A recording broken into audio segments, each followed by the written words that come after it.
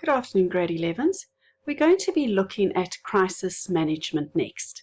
So we need to ask ourselves, well, what does the term crisis mean?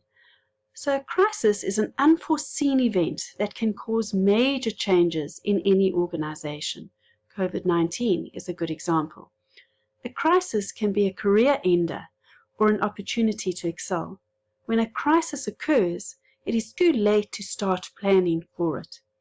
This is when all the months of prior planning and relationship building will begin to pay off. A key word in crisis management is prevention.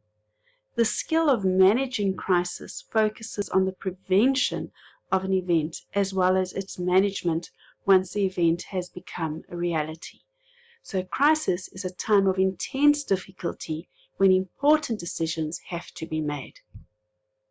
Crisis management is the process by which a business or other organization deals with a sudden emergency or very difficult decision.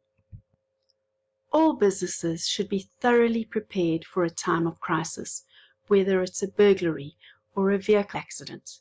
A crisis is not limited to particular circumstances, but could happen at any time. Crisis management is an essential component of management.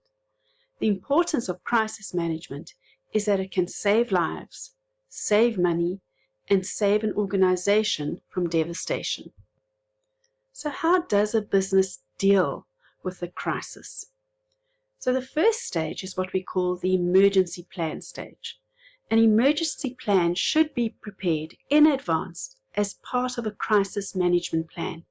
The emergency plan must prepare the business for predictable crises, for example, the loss of property or tight deadlines, as well as unexpected events, for example, volcanic eruptions, a recession, stock market crashes, COVID-19. It's a good idea for businesses to role-play this by developing simulations in which employees are involved and empowering them to deal with the crisis. Just think of when we have a fire drill. It's the same kind of concept. We prepared beforehand and then we go through a simulation. The purpose of an emergency plan is to minimize the impact of a foreseeable event and to plan for how the business will resume normal operations after the crisis. Stage 2 is to identify the type of crisis. The following types of crises are possible. Tight deadline crises, when a project or contract needs to be completed by a certain date. Financial crises, this could be expected at any time, but perhaps the timing is not always known. Life-threatening events, completely unexpected. For example, an elevator plunging 50 stories. Destruction of property, earthquakes, floods, or other natural disasters and acts of God.